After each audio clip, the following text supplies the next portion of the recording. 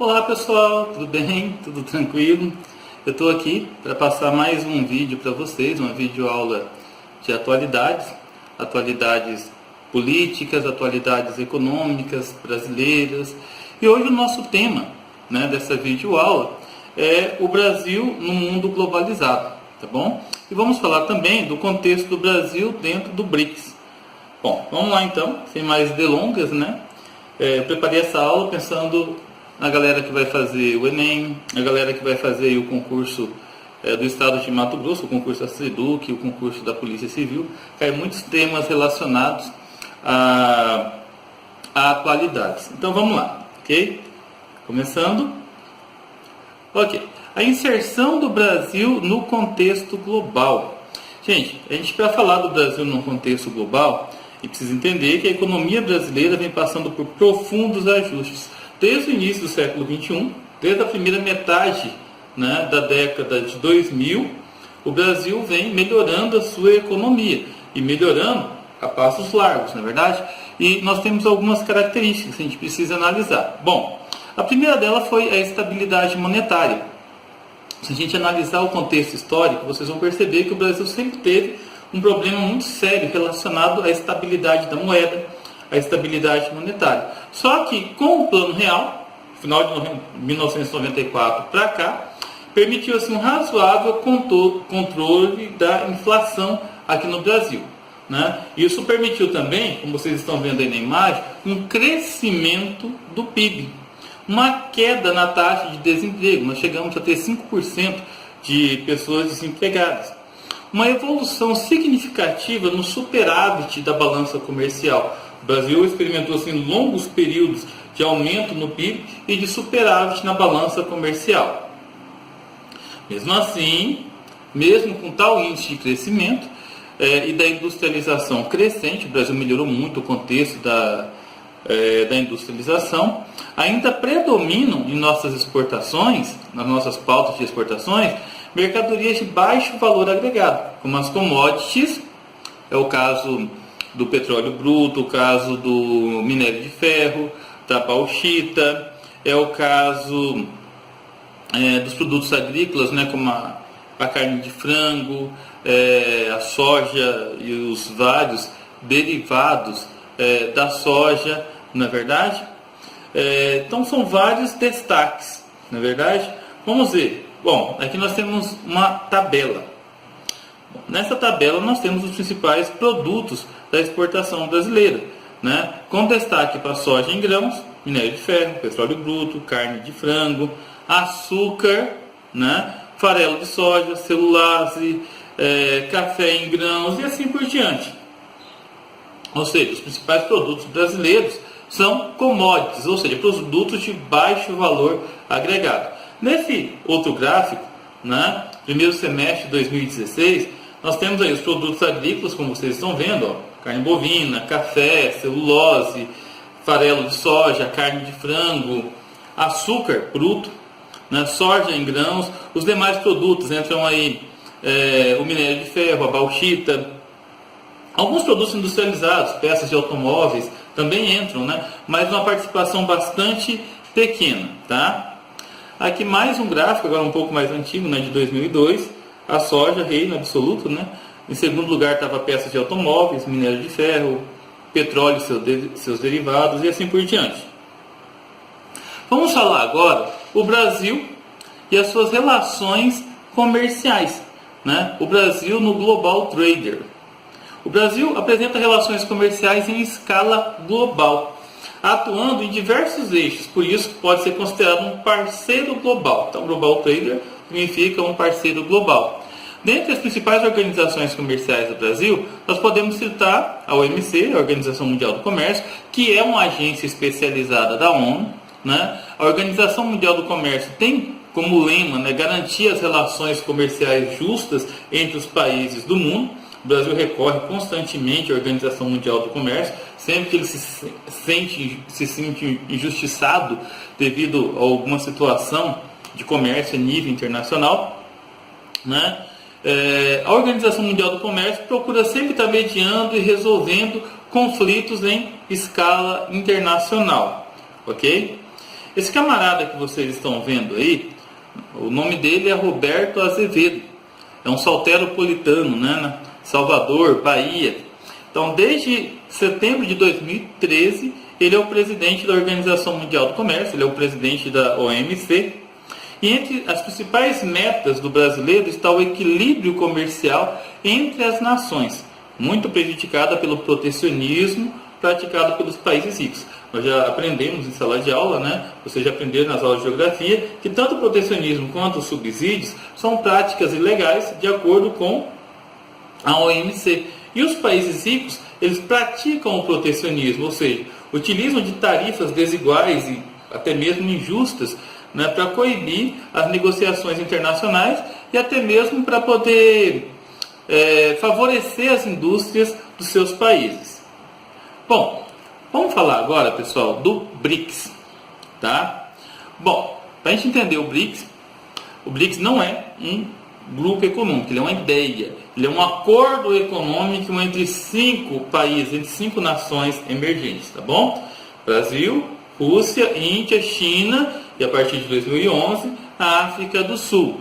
Essa união econômica tem as relações diplomáticas, né, e relações de cunho administrativo e geopolítico. Então vamos entender um pouquinho como que surgiu isso, tá?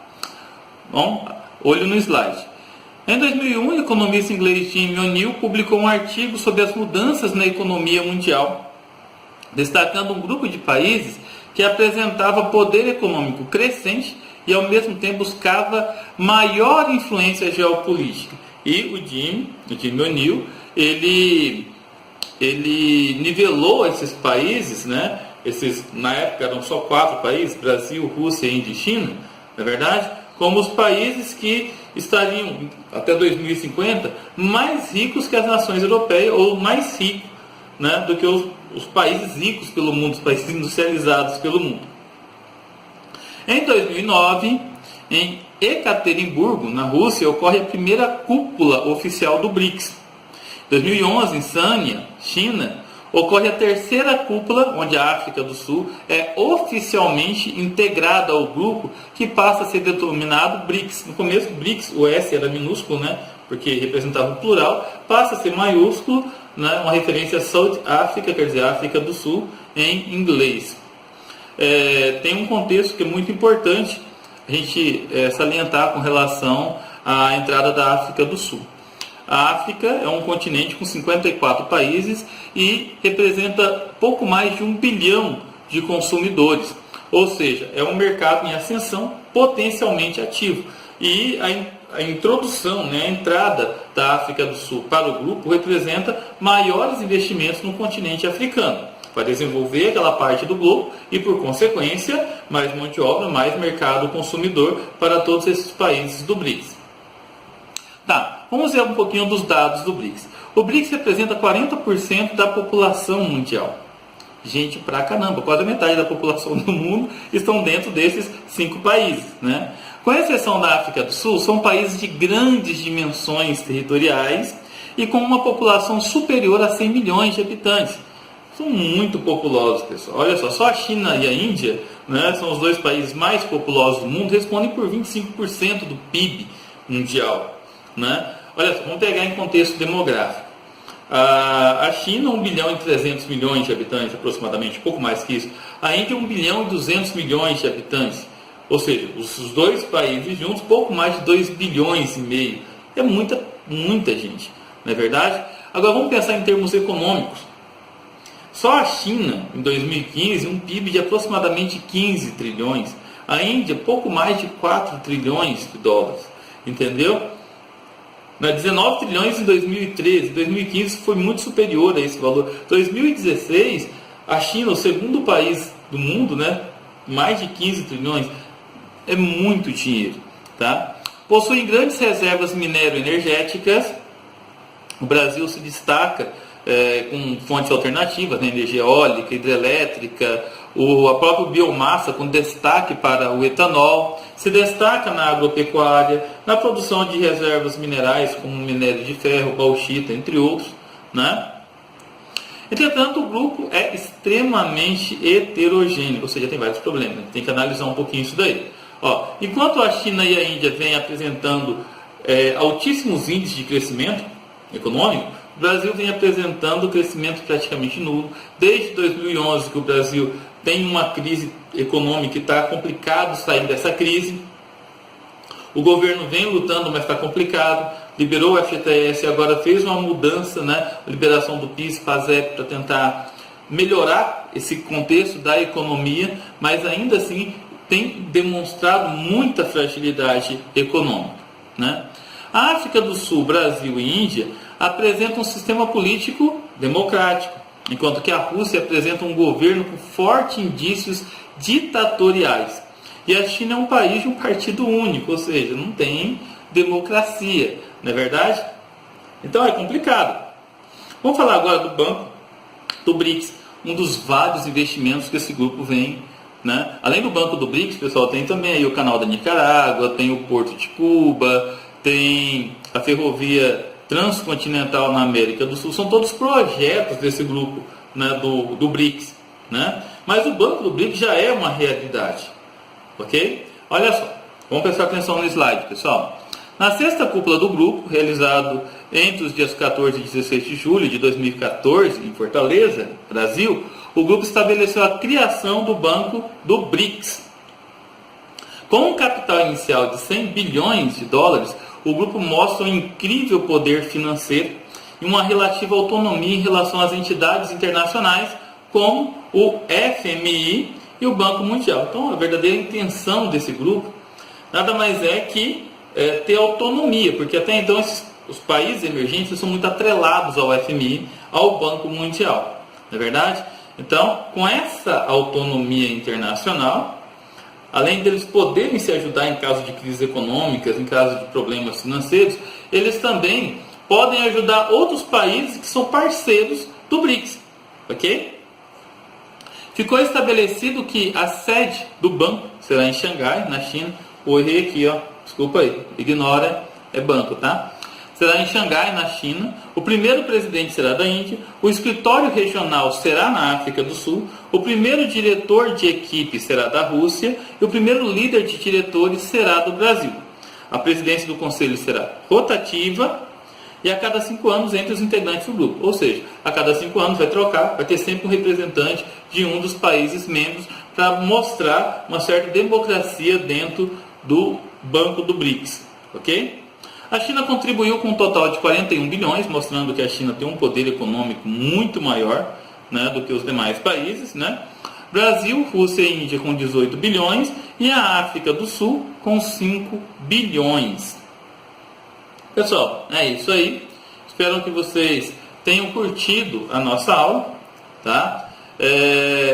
Essa aula eu vou dividir em alguns blocos. E desses blocos que eu vou dividir, pessoal, eu vou falar também dos blocos econômicos com uma ênfase muito grande para o Mercosul, porque o nosso tema é a geopolítica brasileira. O nosso lema é aprender bastante sobre atualidades brasileiras envolvendo o concurso público do estado de Mato Grosso e também o Enem, tá? Tá se aproximando, a gente tem, né, que pegar pesado com isso, ok? Valeu, galera, fiquem com Deus, bons estudos!